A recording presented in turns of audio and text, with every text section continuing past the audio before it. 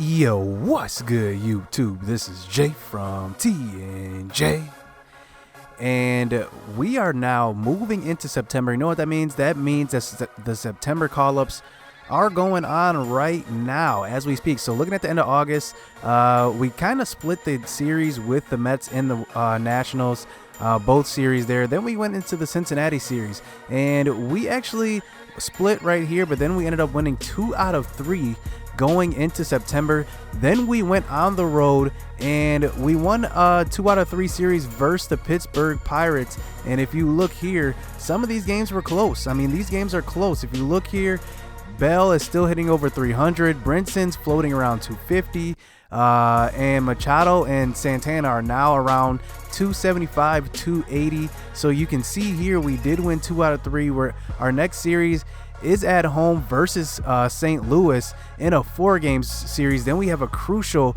3-game series versus the Mets. Let's just look at the standings right now. So we're still ahead in first place, 2.5 games over the Nationals.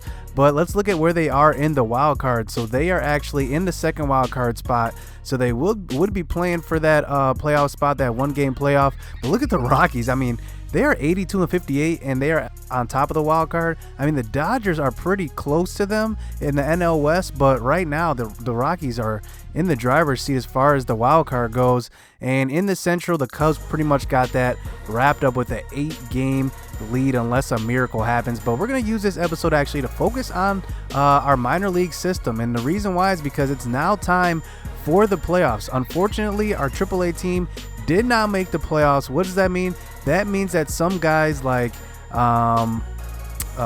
let's see here, Max Kepler, and some of our pitchers here, as far as Braxton Garrett goes, they're now at the major league level. You can see he pitched 1 inning already, has 1 strikeout, so he already has an inning in his toolbox. And if you look at everybody else, I mean, we didn't have too many people that moved up from AAA, but at least we got some help. Taylor Ward, I don't think he was ready for the majors yet. I mean, he got off to a slow start. That doesn't mean that he wasn't ready, but he did get off to a kind of a slow start. So Real Muto does go back into the starting job because I can depend on his veteran leadership.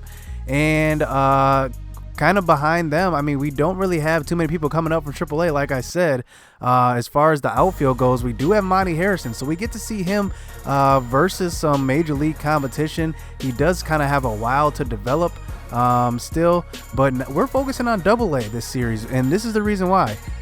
We're in the playoffs. I mean, the AA team did make the playoffs, so if you look at our starting rotation at AA, we have Sandy Alcantara, Mitchell White, and Jared Padilla as our top 3 starters here.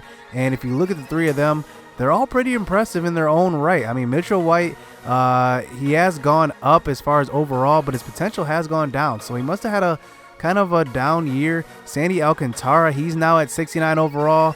He's doing pretty good as well.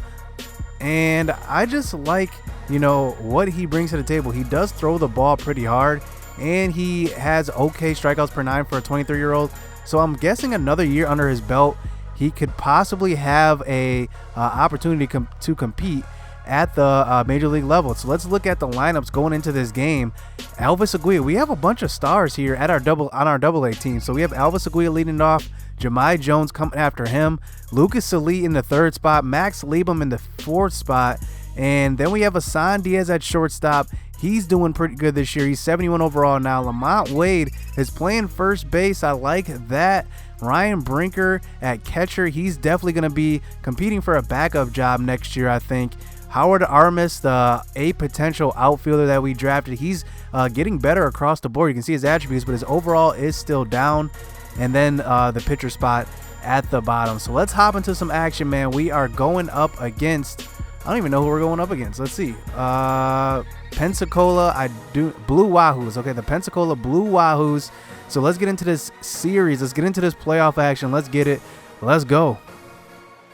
So to start out this game with this star-studded lineup, I mean, from top to bottom, this lineup is stacked. I mean, just straight stacked. I'm excited to play in the playoffs with them, and especially since, you know, I have my future stars and potentially guys that are going to start next year for us in a couple of guys, Jahmai Jones and Lucas Lee. Those are the guys that I'm probably looking at to start next year. Hopefully they make that jump, make that improvement, because I'm going to be looking to depend on them big time. If not start, they'll eventually get moved up at some point next season, as Jahmai Jones already started out this game. That's not even Jahmai Jones. That was Elvis Aguila. Already started out this game across the plate, as Max Liebum, a guy that actually gets lost in the outfielders, he just hits well. I don't know what it is, but it just seems like he's just a good hitter. He doesn't have great hitting stats, great hitting attributes, but he just gets the job done. As Isan Diaz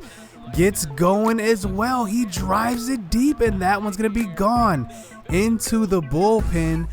And the Jacksonville Jumbo Shrimp are going to take the 3-0 lead here in this game, as the first inning still is not over, as Lamont Wade takes that one to opposite field, and he keeps this inning going with 2 outs. And Ryan Brinker, a guy that gets lost as well. I don't talk much about Ryan Brinker, but he's just a solid defensive catcher. But here he's showing his bat as he gets a hit to the right side. So now we got guys on the corners with Howard Armas, our only a potential prospect. He gets it going, and this is a 2-out rally here, as Howard Armas, he's only still 58 overall, but he's a pretty good. He has pretty good fielding attributes. He has decent speed, 77. I think his speed is 77, and his stealing is 96. So he's a guy to watch out for down the road, maybe even as a trade chip. I don't know, but I know that, give him a few years, he's going to be pretty good. So now we have Sandy Alcantara on the mound, and remember seeing his stats during the season. He was like 4-13. I don't know how he even made the playoffs when our ace was 4-13, but somehow it happened, and he's 70 overall now. So I'm gonna be looking for him to make a big leap, maybe even help us after the AA playoffs is over at the major league level, because he is on the 40-man roster.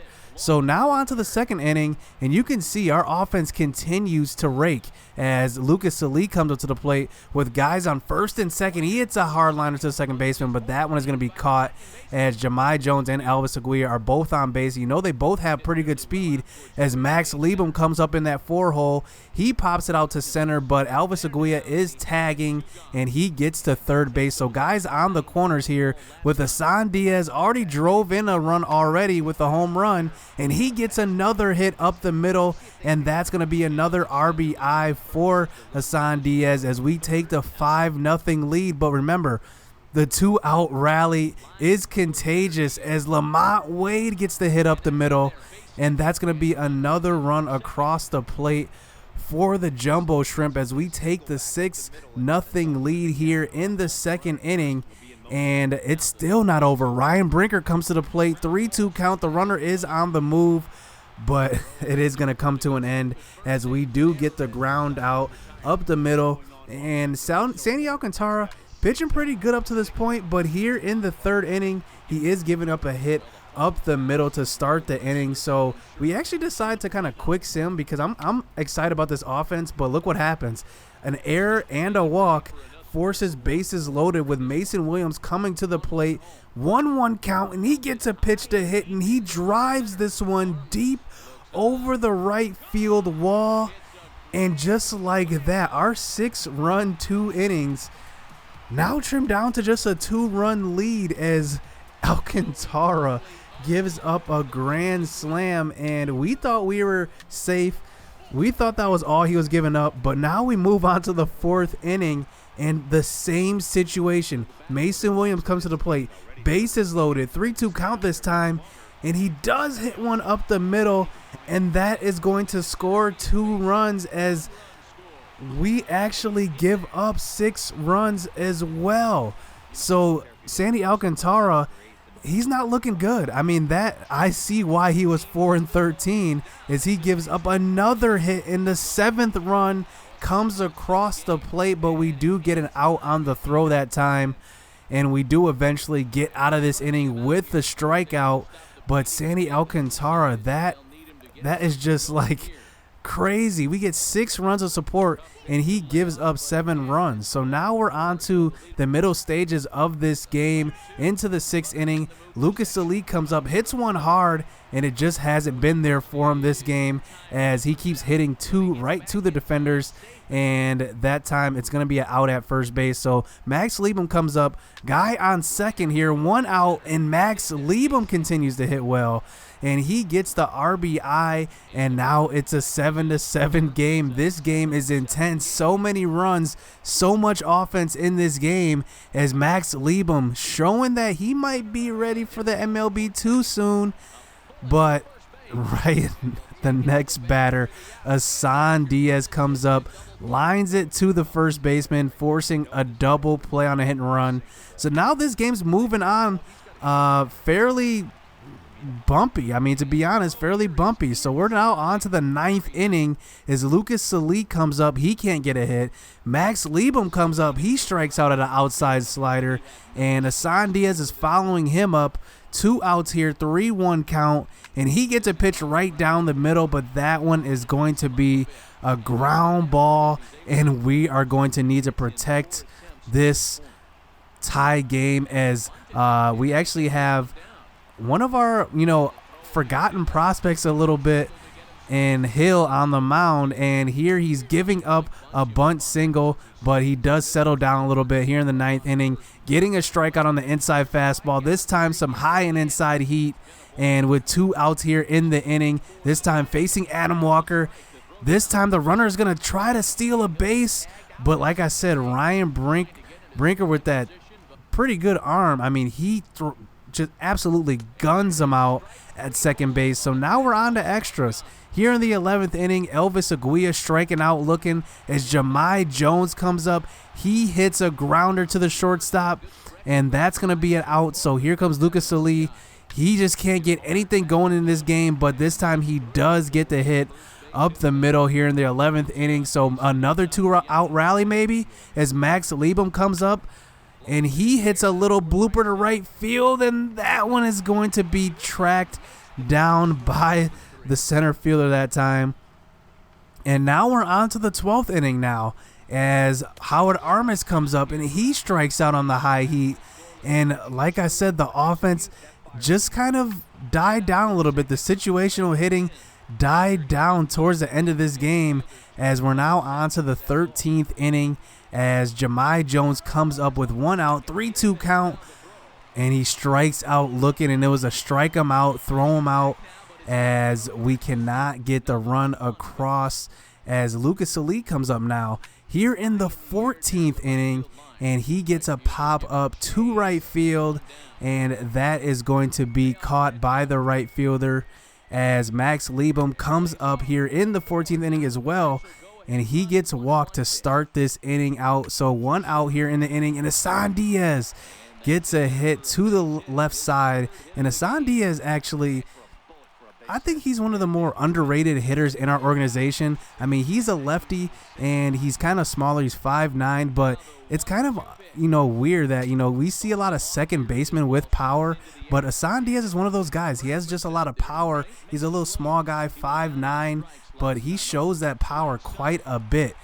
So here on to the 15th inning now. Nomar Gonzalez now into pitch. He serves as our closer for this team, and he's been pitching pretty good now into the extra innings, and he's been pitching 3 solid innings. And look, their offense is just pretty bad at this point too. They can't get anything going. So now we're moving on to the 16th inning.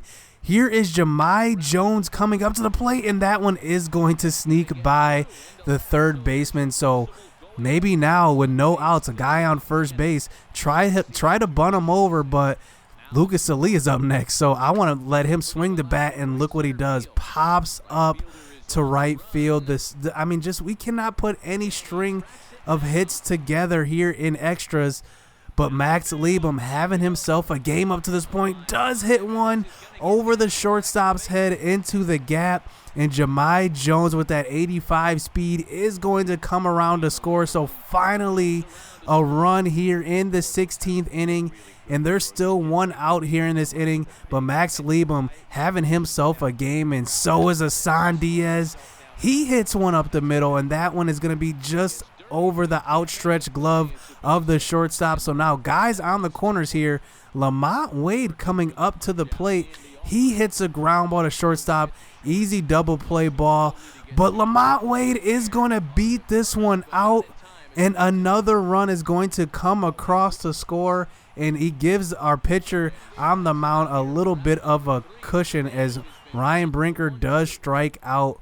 So Nomar Gonzalez, can he close out this game? Because this has been a long, long game as he gets the first batter to ground out to third. But what do you know? It's never smooth. It's never smooth to end these types of games as he gives up a hit that time to the left side.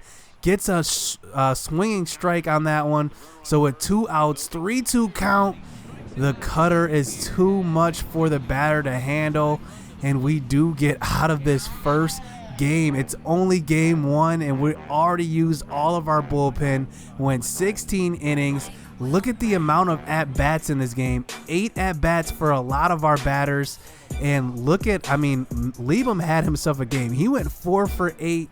And also Salih, he goes 1 for 8. So, it's just funny how some of these games work. We get 19 hits and we score 9 runs and we win it in 16. So pretty good victory. I'll take it.